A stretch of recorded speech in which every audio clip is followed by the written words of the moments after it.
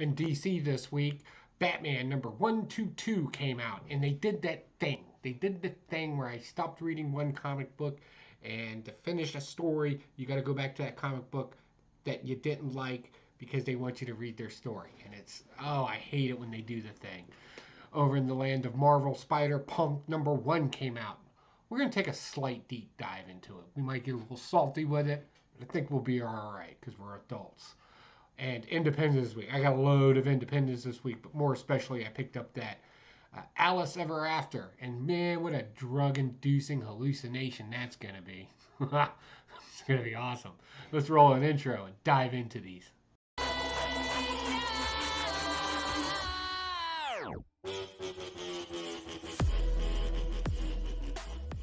Hey, what's going on, you wonderful weirdos? I'm Pocan Joe, and as always, man, you're super cool for swinging by. I love having you here. Let's dive into this week's comic books because we picked up quite a few, a lot of independents. So let's dive into these first with DC. Let's talk about Batman Killing Time real quick.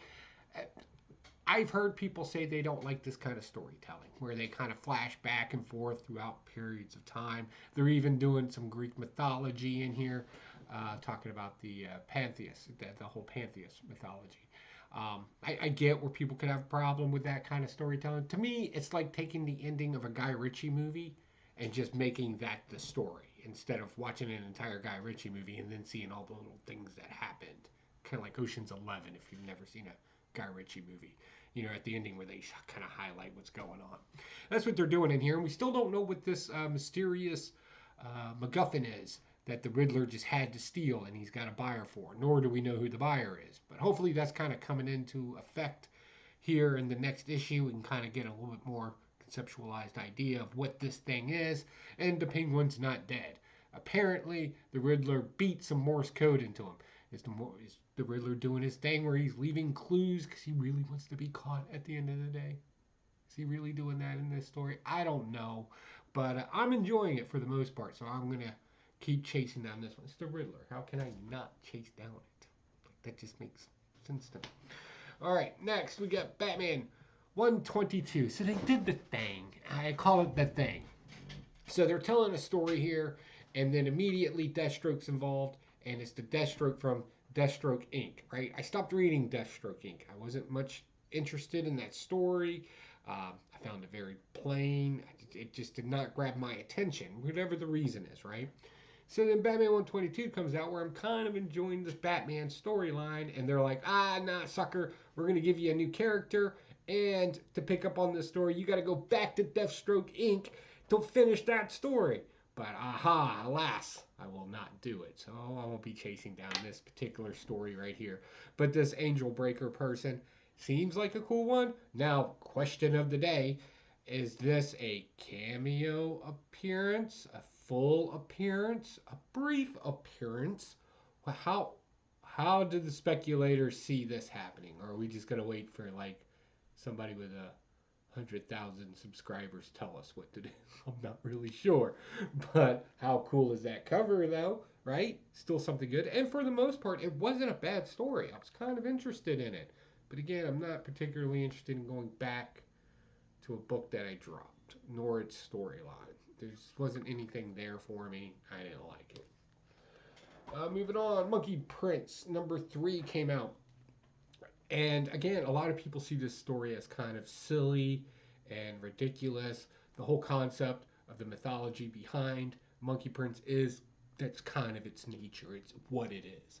So I could see why some people wouldn't like this. And it is very childlike in its storytelling. It kind of reminds me of an early Spider-Man. You know, awkward kid, gets powers, wants to use it selfishly to help the girl that he likes, right? But he's got responsibilities because not only does he have powers, but he's a direct descendant, right? He has a, what do you call it, predetermined destiny, right? To use these powers for this particular thing. But we found out something very interesting. His pig buddy, right, is like, hey, you know, one of the many sons of, right? And Monkey Prince tried to lean in on this to try to get some answers about it. He kind of blew off the whole thing and made it a scenario thing, right? So we know that this is something else. Do we see a shadow version of the Monkey Prince out there? How will that kind of proceed down as we're dealing with the horned penguin Golden Penguin in this one. And of course, his parents are obviously henchmen, right? And he doesn't know. And they're not trying to be henchmen. They actually tried to fight the Penguin in this one. Lose and gets caught, but it's a thing.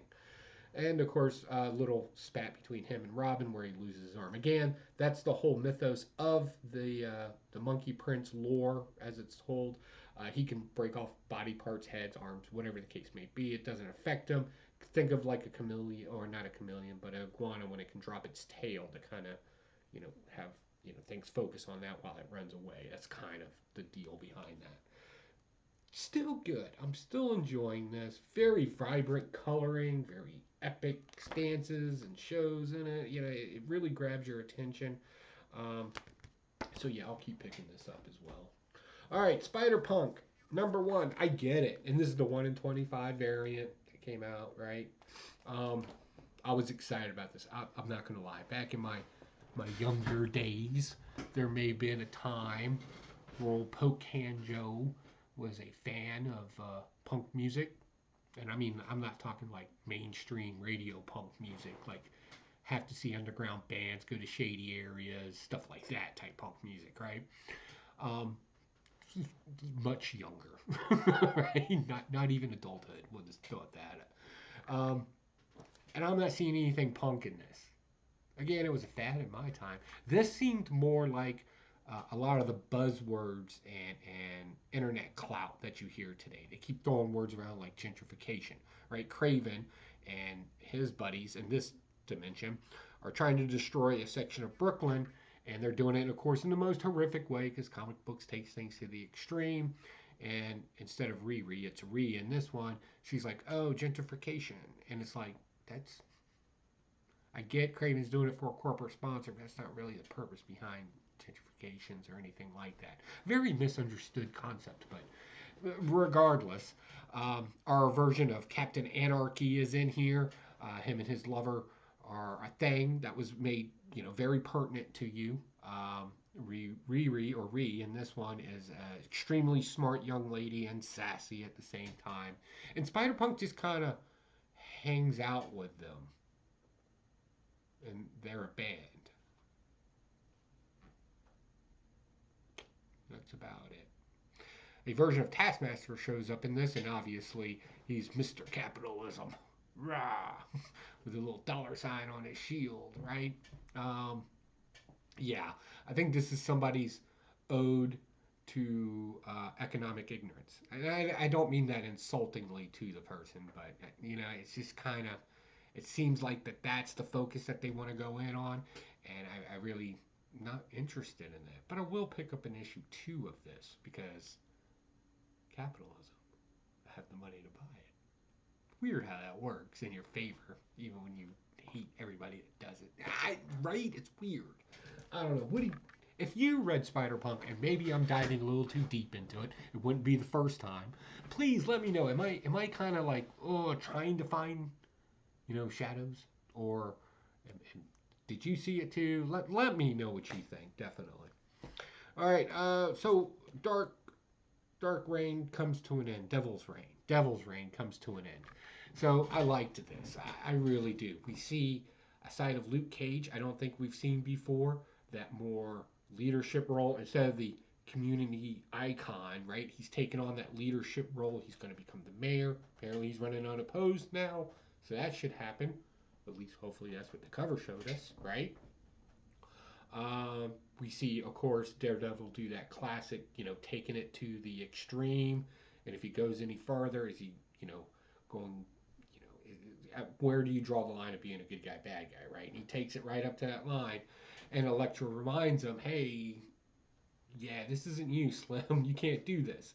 And of course, him and her are going to go run off and join the Fist, right? And that's their thing. They're going to go fist people. That came out really bad. I don't know if I'm going to edit that, but they're going to go be daredevils together and fight crime as the Fist. That doesn't bode well. When they write these comic books, they don't think about people reviewing them and how that's going to be a thing. Regardless, I'm glad they don't. So moving forward with that, a lot of good stuff in here. We see Wilson Fisk is kind of retiring, right? Him and his wife are going to go sell out on a boat, and he turned over the reins for a great story that his son could tell that he's now the king of the underground empire. So we're resetting a status quo here in Marvel comic books as far as New York goes in this particular run here. So yeah, that was pretty cool. That was pretty cool. Oh yeah, and if you missed it in the last issue, Matt Murdock's stepbrother, brother, whatever, clone, might as well have been a clone, died. And that's what kind of set off Daredevil in this one to go drop that body. So, oh, yeah, very heartfelt, very great story. I can see where people are like, oh, is this a mini event? And you would be correct in that. But I thought it was well written and I enjoyed it. Moving on. Moon Knight. Moon Knight takes a dramatic twist. It's like M. Night Shyamalan twist in this. So the therapist that Moon Knight's been seeing this is actually Waxman. Don't know who Waxman is? It's Clayface. It's Marvel's version of Clayface. He can, make himself look like people and the whole 9 yards. And apparently he's been working with Zodiac in this, right? Zodiac's our new sadistic killer out there. And Moon Knight finally catches up to this after meeting probably somebody who needs some mental health guidance and kind of finds out that, oh, the therapist doesn't want to deal with this. He kind of starts putting puzzles together, and it looks like Moon Knight has a new, I don't want to say side partner. We'll just say partner in this. So he's slowly kind of building. He's got the haunted house. He's got the 2 vampires. He's got Soldier, and now he has this new person with him as well. Randolph or Ralph or something like that. Doesn't really matter his name. He doesn't have a nickname yet, and that's when he becomes a character to me. All right. So these are all my indies. So we're gonna try to get through these as quickly as possible. I'm sorry if this turns out to be a longer video. I'll do my best. I've heard complaints my videos are too long, so we're gonna try to shorten them. All right. First, The Ocean Will Take Us. This is kid drama at its best, teenage drama at its best. New kid, state champion for swimming in Hawaii, gets moved to California. There's a swim team there. And of course, it's the mean girls or mean boys in this one, the mean jocks in this one. Right, mean jocks. And apparently, there's a substance that is living in these waters. It's already taken one life that will become prevalent later as his brother kind of plays more of a part into this storyline. But and apparently if they like snort this, right, it like enhances them to do better. So the entire swim team at the tryout beat the state champion from Hawaii. Mind you, these kids are state champions. You'd think they would be world renowned if they've been doing this for any period of time, but you're not supposed to think about that because that's a plot hole. So just put that out your head. It's not there. But apparently this stuff lives in the water and it can eat people or attacks people, something along those lines. And then a whole bunch of new kid drama, fish out of water story, if you will. Pun intended. Right, is kind of what you got here. I'm not particularly interested in teen drama type stories. It's not really my thing. I thought it was well written. And it has that kind of light anime styling in the artwork there. I'm not sure how to describe it. It reminds you of anime, but it's not like hardcore anime, like Berserker back in the day or something like that. Okay, Alice Ever After. This is such a great concept. I don't know why anybody hasn't thought of this before. This is ingenious. So what if the whole Alice in Wonderland story was nothing more than a drug hallucination? And she becomes addicted to the drug. And then as the story is told, you can kind of see where like little pieces, like we see what would look like the Queen of Hearts. We kind of see what one character or the cats would play in it as the Cheshire Cats. Like you see these little things in the background of the story too. This is actually a puzzle. It's actually kind of fun because I counted at least 7 things that I could directly tie to Alice in Wonderland throughout this story, and I thought that was great. So yeah, this is really cool. Basically, rich girl picks the wrong type of boy to hang around. Boy gets a case of the murders because he owes money. He's a dirtbag. He's just trash, right? And he kind of supplies her with his drug. Now, apparently, one line of verbiage in here kind of sparked some interest that apparently a lot of kids were taking this particular type of drug back in the day as a medication, and somehow, for some reason, it affected her differently. Mom and dad, or I'm sorry, dad's or mom's not in the picture. It's dad and two sisters had enough of her antics and making bad decisions, so they call the crazy police on her. I'm sorry if that offends anybody, but we are talking about a fictional story here. And so instead of getting like captured by these people, she decides to just self-admit herself into the whole insane asylum there, where she thinks she can get this drug. Right? That is, and of course they do this kind of, I don't know. I want to say the Disney style of art. I want to say that, but I don't think that that would be an accurate description of the art in it. Again, I'm not judging the art in any way. It's not really my thing, but it was eye catching. I did enjoy it. It did kind of remind me of like a Disney type cartoon that you would read. So if my comic book store has it, my comic book store generally, if indies don't randomly show up there, because that happens sometimes, or if enough people aren't interested in it, they will drop it. So if you go to my comic book store and you're watching this, go pick this book up so I can enjoy more of it. Or maybe I'll just buy all the copies next time. I don't know. All right, Project Superpowers is back out. I'm a Project Superpowers fan, right? And if you haven't heard of Project Superpowers, basically they take a bunch of Golden Age type characters and they plop them into a more modern scene. The last time it came out, it was very modern, very to date, kind of on the nose on some things. Now we're jumping into the future. The Black Terror is now a army. The world is it's 2052 and everything's just post-apocalyptic shit at this point. We got monsters running around, zombies that can use machinery, rich people living in the sky, and you know, like dystopian, right? This is horrible, right? And a gentleman wakes up. We see a brief clip in the beginning. Is it the mysterious person that killed the flag, or is it the flag? We don't know yet. But this person wakes up underground, makes his way to the top. Gator monster attacks him. Black Terror army shows up. Zombies come in with their machines rolling. Kind of remind me of a Deathlock thing. So before you make fun of it, you know, it's not a terribly unique idea. It's Deathlock, right? And they got to figure out how to get back. It kind of reminds me of Escaping New York, only in the bayous of Florida. Surprisingly, looking at the background scenery of everything and how destroyed it is, it very much reminded me of a lot of parts of Florida.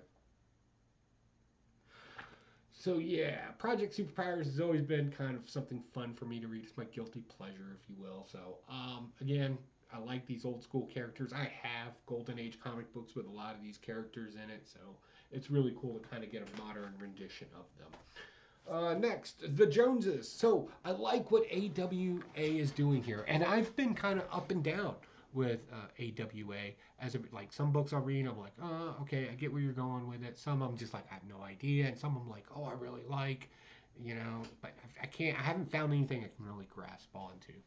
I can on this. Right up off the first issue, I already know this is something I can really hold into.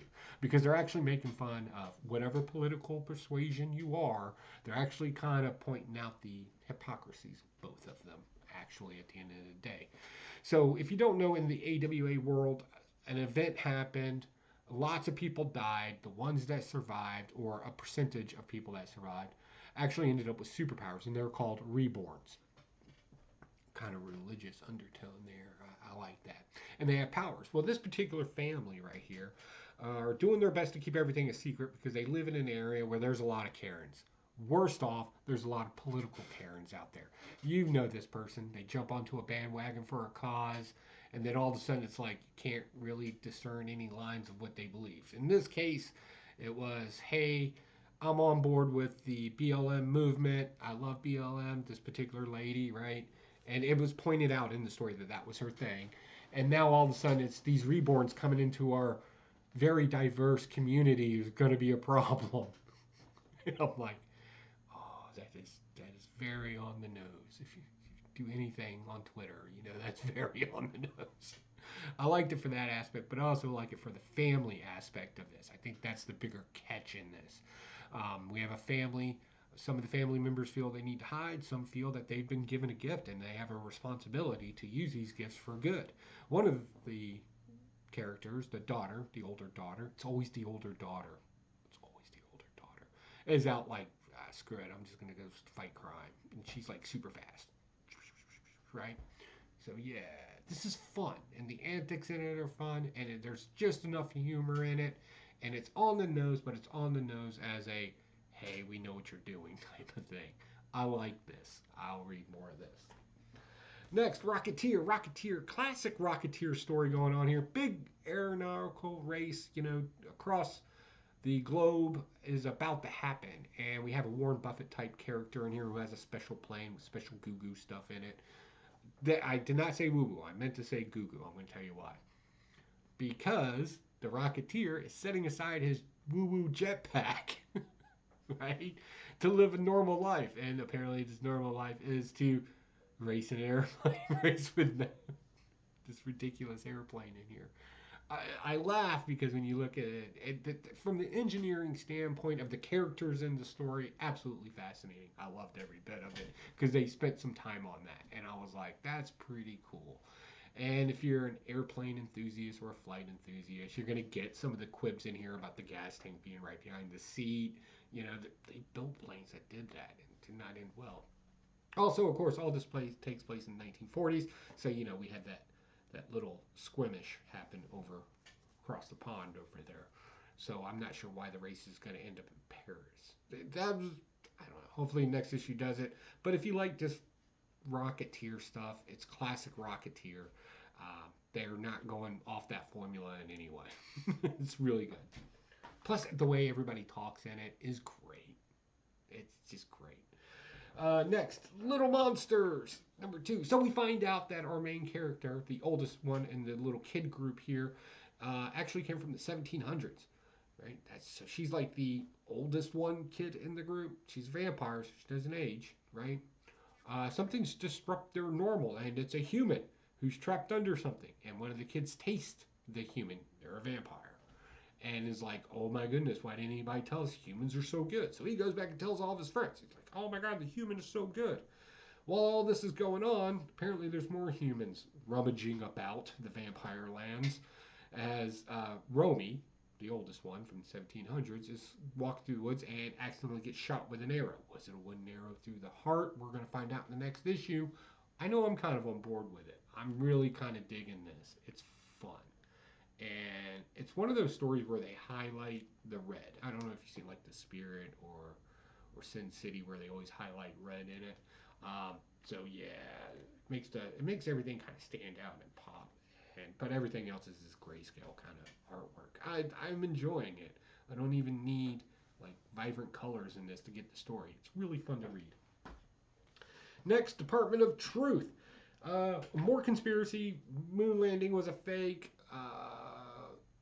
And Lee Harvey Oswald needs, according to Nixon, needs to run the Department of Truth. We're playing off conspiracies. I think the beautiful thing about it is that the writer has a firm grasp of conspiracy theories and even a bigger imagination of how to make things connect.